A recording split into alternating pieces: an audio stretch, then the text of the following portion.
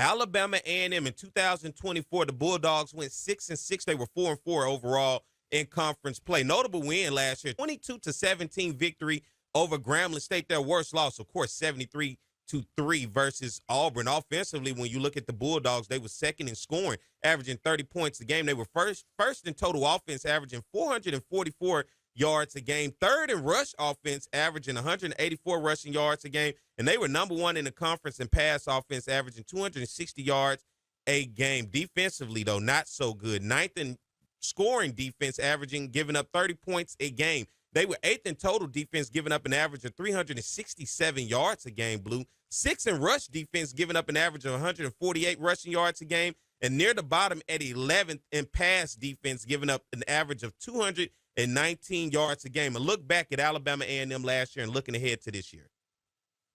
Yeah, I think this is, out of most of the first-year head coaches, this is probably one of the best situations for someone to step into because, Perry, I think me and you could make an argument that Alabama A&M's had some of the better individual talent in the SWAC the past few seasons. Mm-hmm.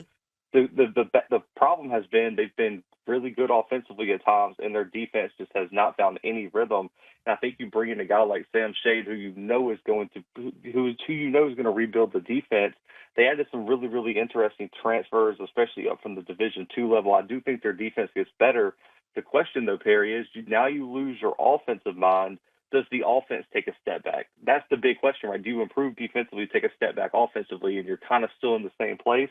They have some really, really good weapons at running back, but the biggest question for this team is who wins the quarterback battle. Is it going to be Mekhi Higgins, who we saw had a really good year at Arkansas Pine Bluff, or does Quad Brown, who I've been hearing so much about since he transferred from UT Martin, is this finally the time he shows us on the field, Perry, what all this offseason hype is about? Because he's gotten offseason hype for the past 2 years. Higgins versus Brown is probably going to determine the trajectory of Alabama A&M season, year one of Sam Shade. But I still think they're probably a year away from really competing in the SWAC East just because of how competitive that division is.